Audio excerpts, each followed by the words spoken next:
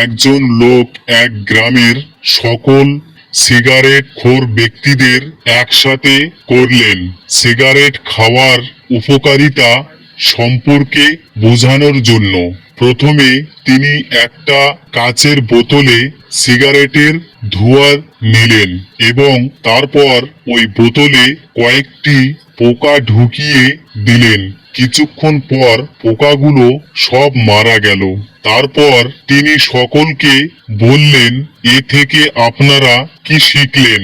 একজন সিগারেট খোর ব্যক্তি দাঁড়িয়ে বলল, এ থেকে আমরা শিখলাম সিগারেট খাইলে পেটের সকল পোকামাকড় মারা যায়।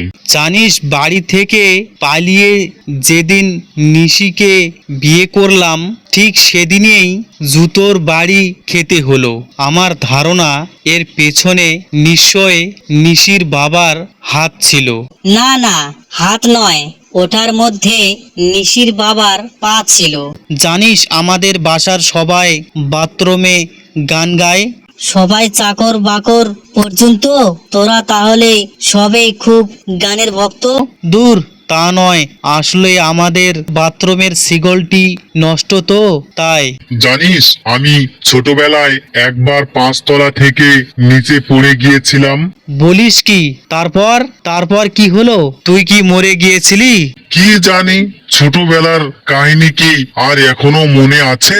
বুড়িগঙ্গার ময়লা পানিতে এক লোককে নামতে দেখে সাংবাদিক প্রশ্ন করলেন, ভাই, নদীতে কি করছেন? লোকটি বলল, গোসল করছি। সাংবাদিক বলছে, কিন্তু নদীর পানি তো খুবই ময়লা। লোকটি বলল, সমস্যা নাই, সাবান দিয়ে গোসল করছি। মোটর সাইকেলে চড়ে দুই বন্ধু যাচ্ছে। পেছনে বসে থাকা বন্ধু বলল, দোস্ত, একটু আস্তে চালা, ভয় লাগছে তো।